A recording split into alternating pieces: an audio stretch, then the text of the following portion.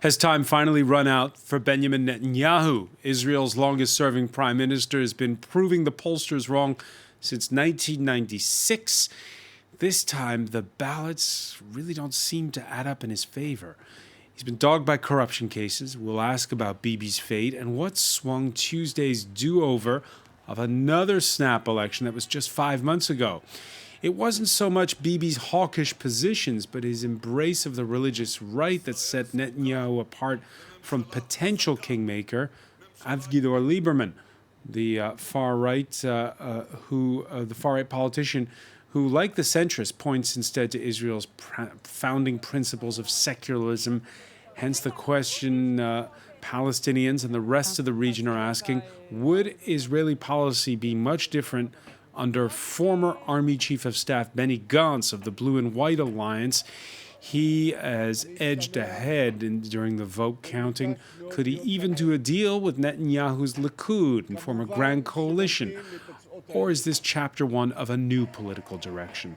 Today in the France 24 debate, we're asking whether Netanyahu this time has finally lost it. And joining us is Gil Mahaley, editor-in-chief of Causeur magazine. How are you? Great, thank you. And we welcome back as well John Linden, Executive Director of the Alliance for Middle East Peace. Welcome to the show. Good with you. Joining us from Tel Aviv is Emily Landau, Senior Research Fellow at the Institute for National Security Studies. Welcome to the show. Hi, thank you very much. The France 24 debate on Facebook and Twitter, hashtag F24debate. Yeah, it was past 2 in the morning when a seemingly subdued Benjamin Netanyahu took to the stage at Likud party headquarters, subdued, but by no means conceding defeat. In these coming days, we are going to start the political bargaining process to create a strong Zionist government and to prevent the creation of an anti-Zionist, dangerous government. That is what we need to do.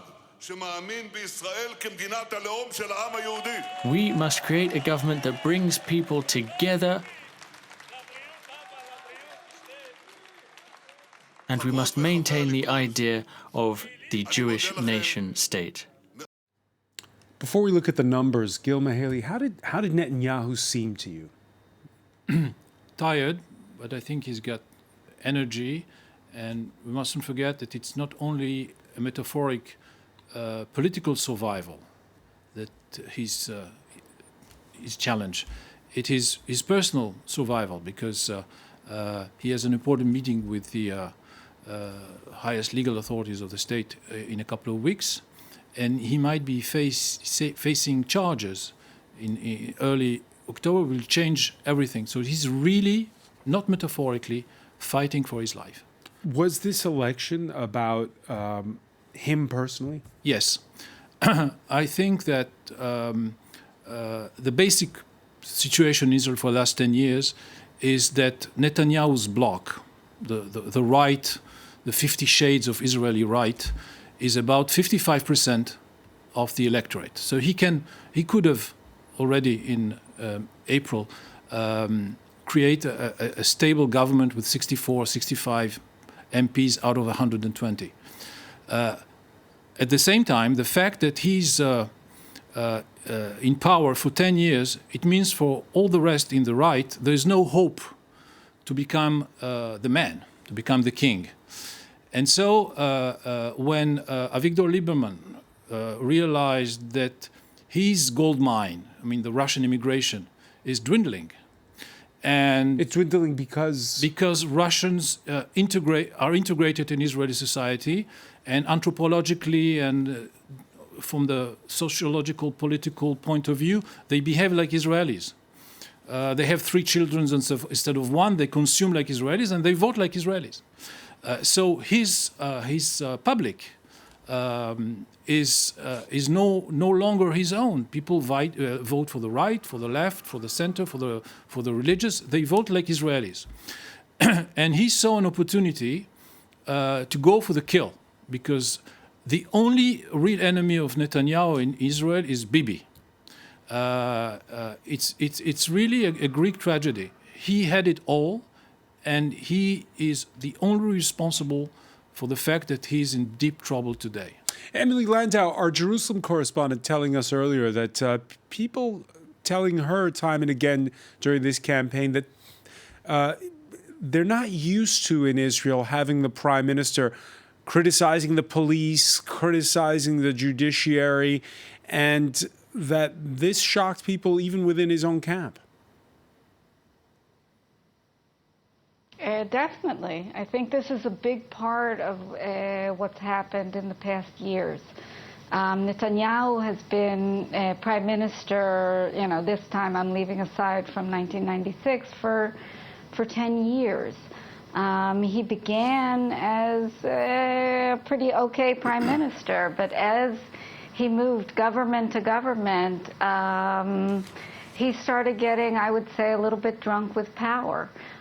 He started getting very paranoid that, there are all these elements against him, that the media is against him, and that the police are against him, and that all of these elements are ganging up and unfairly criticizing him. And he's surrounded by these enemies that won't relent, and the Likud supporters must come together to ensure that he continues his rule. Unfortunately, he has begun to act like more like a king than a prime minister, and this has turned off many, many Israelis. In addition to this, he's done a lot to encourage, unfortunately, divisiveness in Israeli society, among different groups, pitting one group against the other. And all of this, I think, is, there are the hardcore Likud supporters who, for them, it's always Bibi no matter what.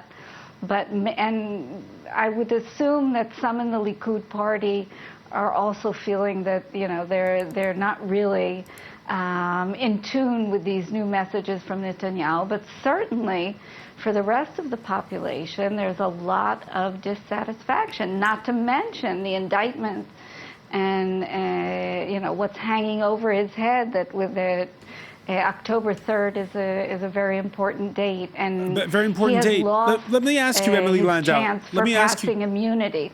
Let me ask you at this point, because let's look at the numbers now. With earlier there was 90% of the vote counted. Remember, 61 is the magic number to form a coalition. We can call up those numbers. 32 seats for that blue and white centrist alliance led by the former Army Chief of Staff Benny Gantz. 31 for Likud. And then if you break them down under coalitions, Netanyahu and his allies to the hard right on 55 seats.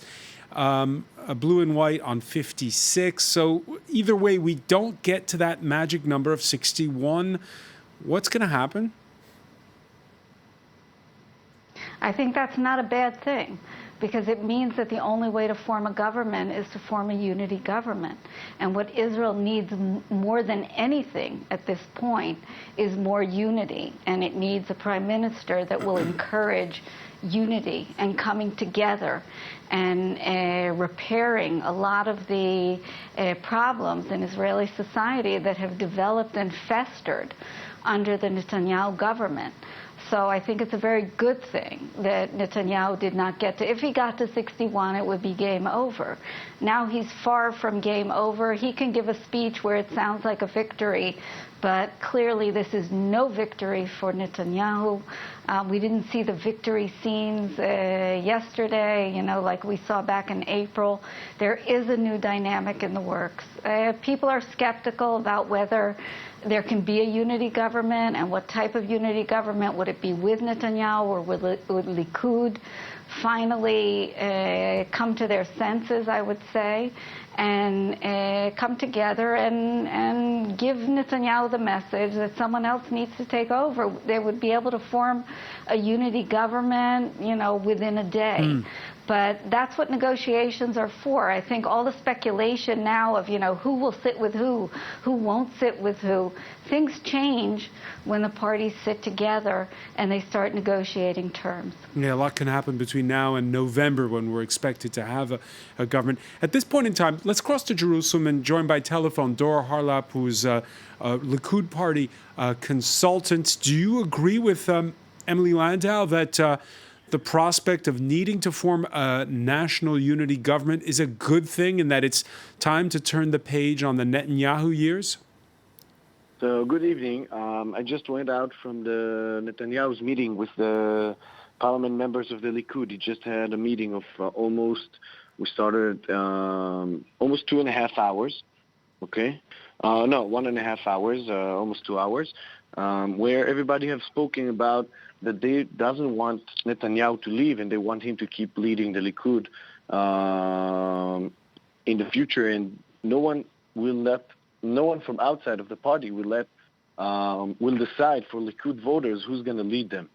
Because, today the Likud is the only democratic party. Now, about the options for building up a coalition, we have few options, but in any option, one guy, maybe it's Gantz, maybe it's Netanyahu, maybe it's Lieberman, someone have to not keep his promise and betray his voters or his partners.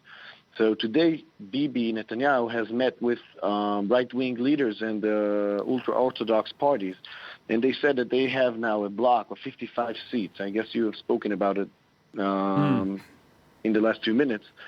So he said, and he decided with them together that they were going to go in one block of 55 seats together to the negotiations. Now, as far as I understand, Netanyahu is doing it because he trusts those people. He knows that he can work with them. He had a very good long term with them for almost 4 years. So let me ask you personally, Dor, what do you personally feel? Would it be better for Likud to break its promise and say, okay, we'll put Netanyahu aside and join a government, or to be in opposition? Which do you prefer? So I would rather that the Likud will go to another round of elections, to a third round of elections. I know it sounds kind of crazy, but all the other options are kind of crazy also. Because I think that the public in Israel should make a decision. Does he want a right-wing government or a left-wing government? It's up to decide the decision. He had a majority, and then he called a snap election back in April. It didn't work. He called it a second time. Are you suggesting a third time? I think this will be the best method, because now, Ron, we are stuck. Any one of the okay, let's take the four options. Okay, if we're gonna go to secular unity, like Benny Gantz is calling that, which Likud goes with blue and white. So Netanyahu is betraying most of his voters and also his coalition partners until now, which he just had a seat with them today, and he promised them that they're gonna go together in a bloc. Now, if they're gonna go Bibi, Netanyahu, blue and white, and the non-secular people, so Benny Gantz will betray his voters because he promised we're going for a secular unity, and he also going to betray his partner, Yair Lapid. Now, I know that the relationship between them are not that simple, but still it's an option. Now, let's go to the third option, the unity of Likud and blue and white without Bibi. I don't think that this option on the table because I just saw today that Parliament members of the Likud you saw that, right, for the time being at least, Likud is worked up about it. Very briefly, Emily Landau, would you like to vote again? No. That is the absolute worst option, to go for a third round. I can't believe that this is being presented as the best option. The best option is to get a government now. The Israeli public is tired of this circus of election after election. Enough is enough. Sit down together and hammer out a deal and get a government that starts dealing with all the problems that need to be dealt with. All right, let me bring in at this point. To start talking about a third round. Let me bring in at this point a man whose job it is to play mediator, John Linden. Well, just as an objective analysis about a third election, if you look at the long-term trend now, the Likud is hemorrhaging seats. It's quite clear that they're losing capacity. There's some estimates up to 200,000 Likudniks who either voted for a different party or stayed at home last night compared to the results only in April. So I think a third election wouldn't necessarily, if it's in the same framework with Benjamin Netanyahu as leader, pay dividends for Likud. But there's a bigger point.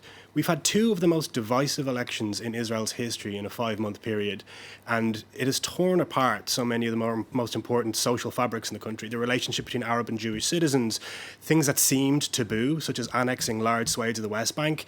I remember in 2015 when Prime Minister Netanyahu said that Arabs are coming to vote in droves, and when he said that a Palestinian state wouldn't happen on his watch, and the world was aghast. But we heard those sort of remarks every single day during the election just now and also in April. If we have a third election in that tone, the damage will be long-term, and regardless if who comes in afterwards, there will be years necessary to clean it up afterwards. And I think people playing kind of rolling a dice and just hoping that the Knesset seats will be reattributed in another election's time aren't taking account of the damage that it's doing to Israeli society. And, I struggle to even use the phrase anymore, but the peace process, which is being potentially killed based upon some of the rhetoric that we've seen over the last few weeks, particularly if a two-state paradigm is to be revived.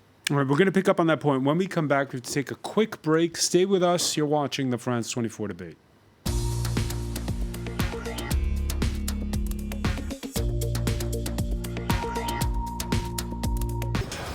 From North to South Africa, from Bamako to Nairobi, from Accra to Mogadishu. Bringing you all the political, economic, cultural and social news from Africa for a better insight into an ever-changing continent. Across Africa, presented by Georgia Calvin-Smith on France 24 and France24.com. En France 24 nos esforzamos por brindar la mejor información hecha por periodistas de Latinoamérica y del resto del mundo. We look at how technology is shaping the future, and we show you the latest gadgets you can soon get your hands on. نقدم لكم الاقتصاد بطريقة مختلفة، نبسط المفاهيم والمصطلحات كي تكتمل الصورة لديكم. Aquí puedo hablar de medio ambiente, no solo de los problemas que afectan a nuestro planeta, sino también de iniciativas y soluciones que a veces no tienen espacio en televisión. La différence sur France 24, c'est l'idée du reportage. Nos grands reportages, vous ne les verrez nulle part ailleurs. Liberté, égalité, actualité. Arctic is going to be exploited, and the scale of this exploitation will only grow. We have a beautiful planet, we need to protect it, and we can use space exploration to better understand it. Now we've moved from, is that real, to what do we do about it?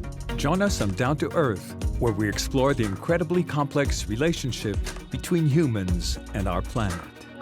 We're here to ask the tough questions and find answers that may just surprise you. Down to Earth on France 24 and France24.com. My name is Mandakini Gehlot, and I'm the France 24 correspondent in New Delhi. I cover news from India and other countries in South Asia. Catch me on our news bulletins from the region. Mandakini Gehlot, one of the 200 France 24 correspondents around the world. Welcome back. Before we resume the France 24 debate, some of the stories we're following for you in the newsroom. Donald Trump orders his administration to draw up new sanctions against Iran while the Saudis display the purported proof of Tehran carrying out weekend strikes that damaged oil installations. It's all ahead of Mike Pompeo, who's just landed in Jeddah. Pompeo calls those weekend attacks an act of war. Emmanuel Macron's first visit to Italy since a change in government forced out the far right. You're watching live images from the presidential palace in Rome. The French president there, right after former PM Matteo Renzi quit the center-left in Italy to form a new Macron-inspired centrist party. Spain's prime minister and the opposition trade accusations of bargaining in bad faith. This after socialist Pedro Sanchez announced November 10th as the date for yet another snap general election. Champions League, Belgium's Eden Hazard due to debut in the starting lineup when Real Madrid visit French champions Paris Saint-Germain. Both sides plagued by injuries and suspensions. James Vazina will have all the day's sports news.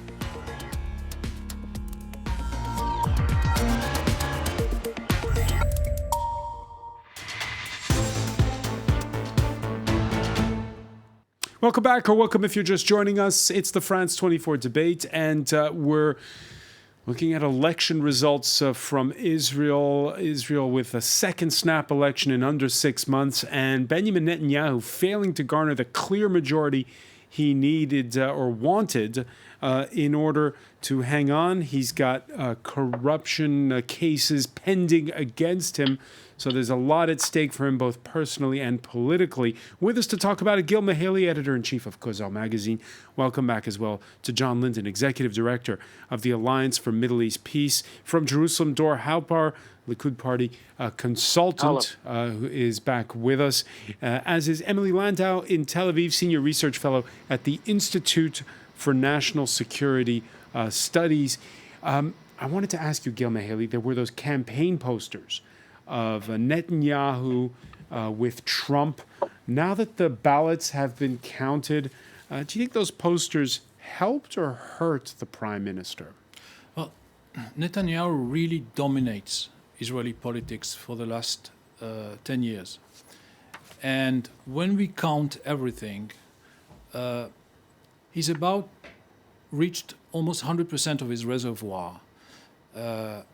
Because naturally, Lieberman's place is with him in a government, which means that basically he's right. He has a government bloc of about 64, 65, 66 members of parliament.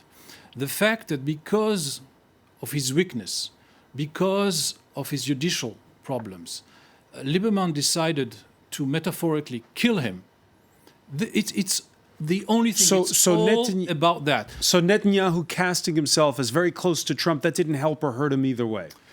He made, I think it's quite remarkable that he's, election after election, he's scoring around 100% of his reservoir. He's reasoning in a block because, if the Likud gets one or two more places, he will only get two people who will be ungrateful. But if other parties who are natural allies get more votes, he'll have a stable coalition. So he'd rather have 32 and a stable coalition than 35 without a stable coalition. He reasoned like that in the elections of April, and he was right. The only thing that changed is a power equilibrium calculation. It's about persons, and it's about whether or not the leaders of the right will have a clear horizon, whether or not they will get rid of Netanyahu. We are at the beginning of March, and the Ides of March is getting nearer. And if I were Bibi Netanyahu, I wouldn't turn my back to a member of the Likud in a toga. All right. Dor Harlap, is it all about that decision that's coming up by the Attorney General? No, but I do agree that those elections and the whole political situation that we're in this stalemate situation, it's only because of personal reasons.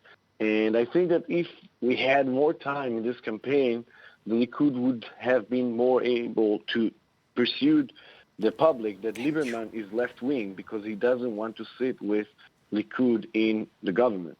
Now, Lieberman will say that this is because of Netanyahu or whatever, or because the Haredim or any other excuses that he uses. But I think it's a personal issue, not just the juridical issues, but also personal rivalry between those two. All right, let's just remind our viewers on this. Avigdor Liberman, he was at one point in a previous life a chief of staff for Benjamin Netanyahu, Soviet-born. He was also the CEO of the Likud in 95, 96. Like most of Netanyahu's enemies. And he's a former far-right leader calling for a national unity government that brings together, he says, he wants blue and white, Likud, and his own Yisraeli Betenu party. From all aspects, both economically and also from a security perspective, we are indeed in a state of emergency. Therefore, the country needs a broad government, not a government that fights for its survival from week to week, from one no-confidence vote to another. John Linden has Lieberman changed? Is he no longer far right? Is he now this defender of the secular values on which Israel was founded? I mean, Avigdor Liberman has always been most interested, I think, in attaining and wielding power. But to spin it around a little bit, Israel has changed. So I remember when Avigdor Liberman was first appointed foreign minister, and the global community was aghast, seeing him as the furthest right expression of Israeli national politics. Hillary Clinton, for a while, was essentially boycotting him in the State Department. If you fast forward a few years, Avigdor Liberman does now present the kind of sensible face of nationalist politics in Israel, partially because of the religious secular divide, but also he's far less hardline with regards to the West Bank and occupation than many of the other right-leaning parties. And in that time, he's been outflanked, as has Benjamin Netanyahu, by far more right-wing nationalist and religious forces.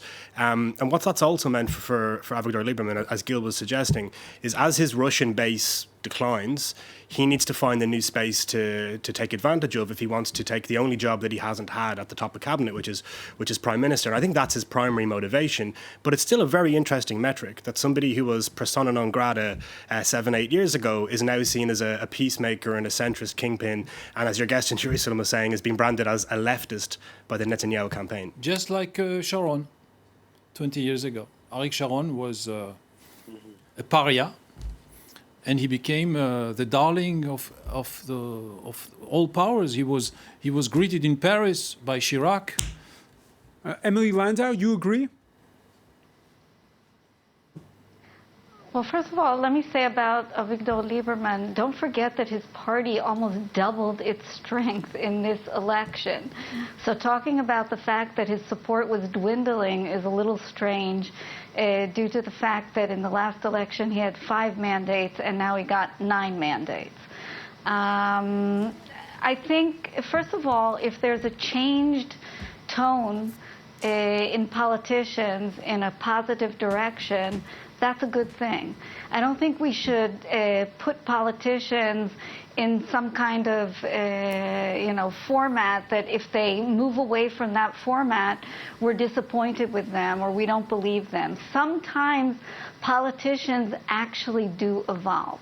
I'm not saying that that's the case necessarily with Netanyahu, but I can tell you that in terms of his rhetoric, what he said is, yes, he would like to have a national, that Lieberman would like to have a national unity government with blue-white Likud and his own party, but he also said that if the two big parties can make a national unity government without his party, he would accept that as well, and he would go to the opposition. Now, you can choose to believe him or not to believe him, but I'm saying that at the rhetorical level, at least, we have to give him some credit for, talking more about the country and healing the country and dealing with what he sees as an emergency situation, rather than what we're hearing for so many years from Netanyahu, which is just Netanyahu, Netanyahu, Netanyahu, Netanyahu.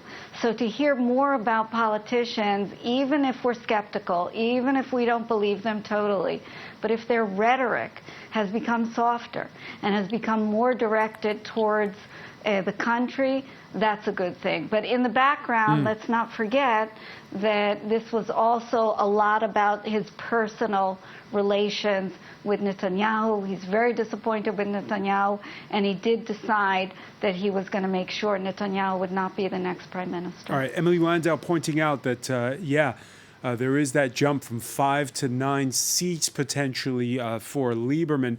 The other big jump we witnessed in the vote on Tuesday is from Arab Israelis. Turnout rose from 50 to 60% according to estimates. They were on what's called the Joint List Coalition with pro-peace parties and Arab Israelis together on one ticket, and they garnered a record-tying 13 seats. We managed to finish an era of fascism, of racism, and an era of trying to kill the hope of the Palestinian people to establish their own state and to finish the war situation that Israel was leading. Gilda Haley, what does it change having this bigger bloc of Arab Israelis in the Knesset? Not much, because they used to have 15, 14. There's nothing special about it. There's nothing really new. They went divided to the elections of April. They went down from, I think, 15 to 9 or something like that, or from 14 to 9. Actually, they lost a lot. They had this gift from heaven to have another election 5 months later and to correct these huge strategic mistakes. And it's also almost mathematical. Just to add something on that, I think it's actually very significant socially and politically. I mean, first of all, people had assumed that the Arab vote in Israel was on a terminal decline. To have had a campaign waged so aggressively against Palestinian citizens of Israel over the last few months, where it was essentially the main talking point of Prime Minister Netanyahu, was scaring people around this prospect of Arabs being in government. For the Palestinian citizens of Israel as a community to react to that by voting at a 10% higher rate than they did only a few months ago, first of all, is very important for their citizenship, but secondly, for other right-wing politicians looking on and getting the lesson that if you mount a campaign like that and incite against Israeli citizens, not only do you lose seats, not only does the party that you're inciting against go up in the poll, but you also potentially put the Arab parties, the joint list, in a pivotal position, because 13 seats, looking at the current breakdown, is a game changer. And some of it is negative as much as positive, in that Lieberman and the joint list cannot sit in the same coalition together. The joint list have 4 more seats. And there may be some interesting conversations taking place in the next few weeks about some sort of choreography that could allow Lieberman to sit inside the government and the joint list to support with sort of a confidence and supply or support outside of the official coalition, or vice versa, which is something Ehud Barak floated earlier today, that the joint list might be inside government, or at least a majority of those MKs, and Lieberman would be outside voting on critical issues. None of that would have been possible without this increase in voting turnout. Dor Harlap, do you welcome that more Arab Israelis performed their civic duty this time around than they did in April? So, as a political rivals of the Likud, I'm not happy that that their turnout was that high. But as someone who cares about this country in any other aspect, of course it's important that Israeli Arab citizens go to vote, because that makes them more belong to our country, to our state. They feel more that they can affect what's going on and how the government will be. And I think it makes them good citizens and partners for our life here. But as political rivals, that's what made the Likud lose yesterday. So I'm not happy about that. And what about this promise that was made a week before? Can I weigh in on this? Sure, Emily Landau. Let me just say one thing about the Arab parties. I think the tragedy of the Arab parties in Israel is the fact that they're not really representative of the majority of the Israeli Arab population. That there's a lot more satisfaction among the Arab Israelis than you would expect when you hear the politicians speaking. Now, it's not socially acceptable, maybe, not to vote for the Arab parties, but I believe that if there were other socially acceptable alternatives, many would turn to them. They're also put off by the more radical rhetoric that comes from some of the Arab Israeli politicians. In addition, I would say, for example, with regard to Ayman Uda, who made a real effort to reach out and to be part of the system and not to be, excluded and on the sidelines. I wonder why, in his list of demands, he doesn't ask for more, for a bigger budget, for example, for joint Arab-Israeli, Jewish-Israeli activities, for seminars, for high school students to have trips together so that they can really get to know each other and integrate. The whole point is to have the Arab-Israeli citizens be part of Israeli society and not be, this separate sort of ghetto. But we never hear that from the politicians, that they're actually interested in finding ways to be more integrated into Israeli society, to get Jewish Israelis and Arab Israelis to really get to know each other better and to have even better relations than many actually have without this finding expression, unfortunately, in the media. John Linden? So I agree with Emily about the need for this, but I do disagree that necessarily Ayman Odeh personally and the Joint List have been preventing this from taking place. So, I mean, Ayman Odeh himself comes from an organization, Sakui, a member of OMEP, which pushes for Jewish and Arab integration and for shared society inside Israel. It's his bread and butter. Well, I mean, he in this campaign, and I don't represent Ayman Odeh, and there's many elements of the Joint List, for example, their position in Syria and Assad that I really, really disagree with.